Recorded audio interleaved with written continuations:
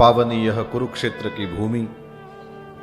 नारद पुराण में कुरुक्षेत्र की बहुत अच्छी महिमा बताया गया है। नारद पुराण में पुरोहित वसु और मोहिनी का संवाद है।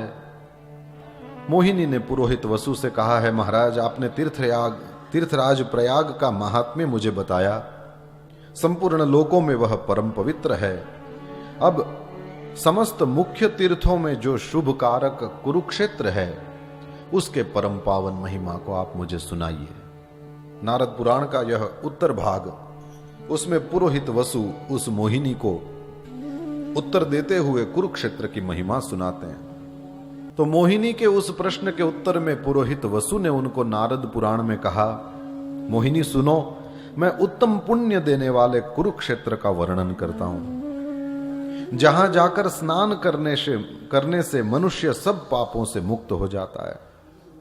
कुरुक्षेत्र में मुनीश्वरों द्वारा सेवित अनेक तीर्थ हैं, उन सब का मैं तुम्हें परिचय देता हूं। वे श्रोताओं को भी मोक्ष देने वाले हैं। 4 साधन बताए हैं जिनसे मोक्ष की प्राप्ति होती है। नारद पुराण में पुरोहित वसु का यह वचन है, कहते हैं ब्रह्म ज्ञान से मोक्ष की प्राप्ति। दूसरा, गया श्राद्ध से मोक्ष की प्राप्ति। तीसरा, गाय को संकट से बचाते समय मृत्यु को प्राप्त होना। और चौथा बताया है कुरुक्षेत्र में निवास करना। ब्रह्म ज्ञान कब प्राप्त होए, गाय को बचाने में मरने का अवसर आए, ऐसा कब हो, और कोई अपने मर जाने के बाद गया श्राद्ध पता नहीं करेंगे नहीं करेंगे क्या है, लेकिन केवल कुरुक्षेत्र में निवास करना, ये सब समान है और इससे मोक्ष की प्राप्ति होती है। ये नारद पुराण में लिखा है। ये भगवान वेदव्यास की कलम का प्रसाद है। किसी ऐरे गहरे ने लिखा होता तो व्यासपीठ से ये बांटा नहीं जाता। केवल कुरुक्षेत्र में निवास करना, यह भी मोक्ष का कारण। जैसे ब्रह्म ज्ञान मोक्ष का कारण, गया श्राद्ध मोक्ष का कारण, या गाय को बचाने के लिए दी गई प्राण की आहुति, ये भी मोक्ष का कारण। केवल कुरुक्षेत्र में निवास करना, यह मोक्ष का कारण है।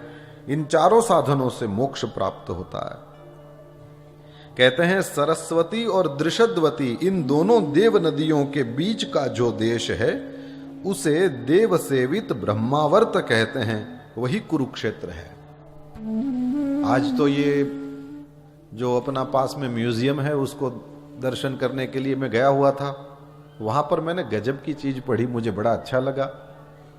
वहां पर एक जगह पर लिखा है कि ऋषि मुनियों के द्वारा सेवित जो कुरुक्षेत्र है, उस क्षेत्र को आज जिस स्वरूप में हम देखते हैं, उतना छोटा नहीं समझना चाहिए। कुरुक्षेत्र का विस्तार वहां लिखा है, आप जाकर के पढ़िएगा। कुरुक्षेत्र का विस्तार आज के पूरे हरियाणा राज्य से भी बड़ा है। कुरुक्षेत्र बहुत बड़ा है। जैसे अपने सोमनाथ जी जाते हैं तो वहां पर कहते हैं ये प्रभास क्षेत्र है। तो प्रभास क्षेत्र तो गिर में जहां वो शेरों को देखने के लिए लोग जाते हैं, वो तुलसी श्याम से लेकर के उधर जहां भगवान का रुक्मणी से विवाह हुआ था, वो माधवपुर, और समुद्र में भी कितना अंदर, और वो सारा प्रभास क्षेत्र है। सब जगह उसकी सीमाएं निश्चित हैं। स्कंद पुराण में वर्णन है।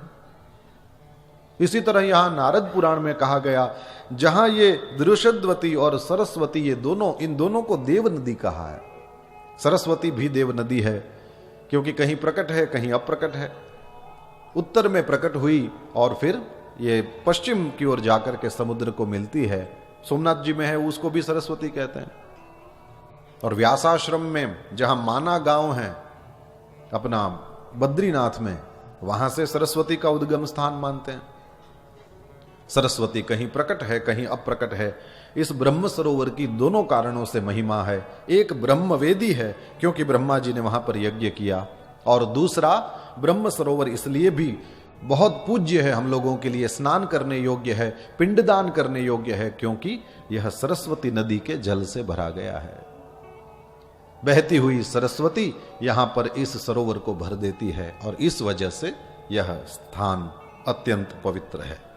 तो सरस्वती और दृषद्वती, इन दोनों देव नदियों के बीच का जो देश है, उसे देव सेवित ब्रह्मावर्त कुरुक्षेत्र कहते हैं। अब आप सुनेंगे तो बड़ा अच्छा लगेगा।